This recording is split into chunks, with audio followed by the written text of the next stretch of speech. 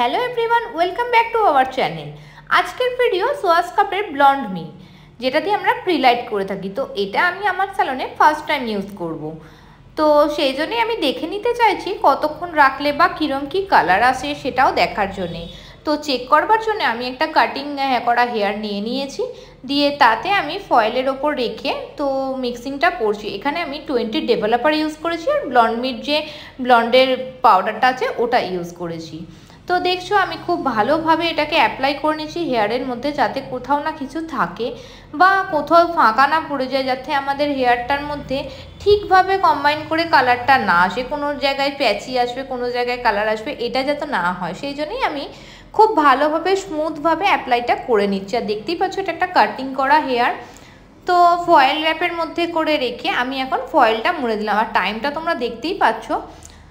তো আমি প্রত্যেক 5 মিনিট থেকে 7 মিনিট পর পর চেক করে দেখছি যে কতটা ফাস্ট এটা আসছে বা কতটা তাড়াতাড়ি কালারটা চেঞ্জ হচ্ছে। তো তোমরা দেখতেই পাচ্ছ আমি যেরমভাবে করছি, তোমরা কালারটাও দেখতে পাচ্ছ। যে আমি এখন যেটা চেক করছি 10 মিনিট পরে খুলে চেক করলাম, দিয়ে আবার একটুখানি ক্রিম লাগিয়ে দিয়ে আবার আমি ফয়েলটা বন্ধ করে দিচ্ছি।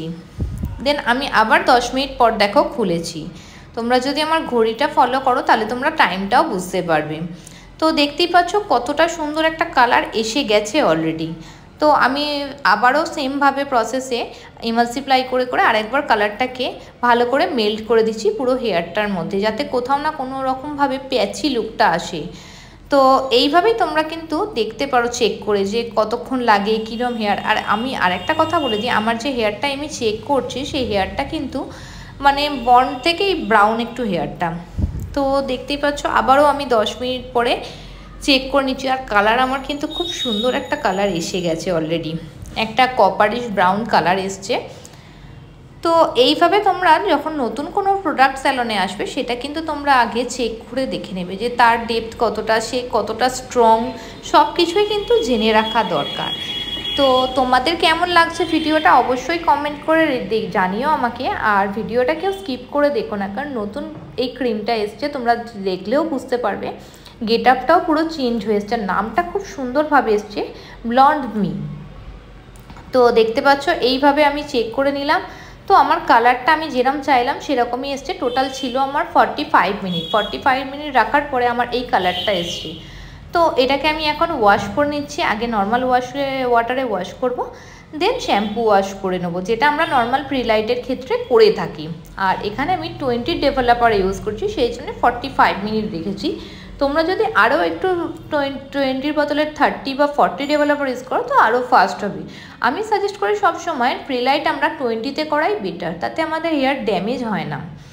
তো দেখতেই পাচ্ছ আমি সোয়াসকাপের স্পা শ্যাম্পুটা দিয়ে এখন ওয়াশ করে নিচ্ছি, আর কিচ্ছু করব না, শুধুমাত্র স্পা শ্যাম্পুটা দিয়েই ওয়াশ করে দেখব, কোনো রকম কন্ডিশনার বা মাস্ক লাগাবো না।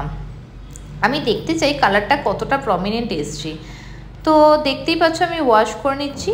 আর তোমাদের যদি আমার চ্যানেলটা ভালো লাগে অবশ্যই কিন্তু সাবস্ক্রাইব করে রেখো এরকম নতুন নতুন ভিডিওর জন্যে। আর আমার স্যালনে নতুন কিছু আসা মানে তোমাদের সাথে সেটা আমাকে শেয়ার করতে হবে, সেটা না করলে আমার একদম মন ভালো লাগে না। তো দেখতেই পাচ্ছ এখন আমি ড্রায়ার দিয়ে ড্রাই করে নিচ্ছি। ড্রাই করছি যখন তখনও কালারটা এত সুন্দর এসছে, মানে খুব ভালো লাগছে। প্রিলাইটেও যে এত সুন্দর কালার আসে আমি সত্যিই ভাবিনি।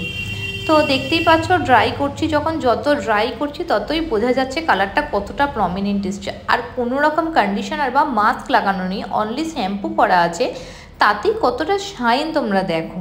নর্মাল কিন্তু প্রিলাইট কালারে এতটা শাইন আসে না। তো 45 মিনিট রাখার পরে আমার এরকম একটা কালার এসছে। তো দেখো কতটা শাইন এসছে কালারটার মধ্যে। আমার তো পার্সোনালি খুব ভালো লেগেছে। তোমাদের কেমন লাগলো কালারটা অবশ্যই আমাকে কমেন্ট করে জানিও। দেখো পুরো যদি হেয়ারের মধ্যে মিশিয়ে দেওয়া হয় তাহলে কালারটা কতটা সুন্দর আসে। তো দেখতেই পাচ্ছ তোমাদের কেমন লাগলো কমেন্ট করে জানিও। আর এই সোয়াসকাপের প্রিলাইট কালার তোমরা কি করেছো সেটাও কিন্তু কমেন্ট করে আমাকে জানিও। আর কতটা স্ট্রং আছে দেখো, প্রিলাইট করলে অনেকেই আমরা ভাবি হেয়ার ড্যামেজ হয়ে যায়, রাফ হয়ে যায়, ভেঙে যায়, এই প্রবলেম কিন্তু অনেককেই ফেস করতে হয়।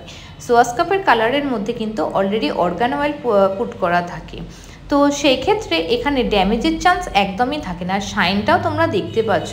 তো অরিজিনাল হেয়ারে করে যদি এইভাবে একটা লুক প্রেজেন্ট করতে পারো কতটা ভালো লাগবে দেখো তা।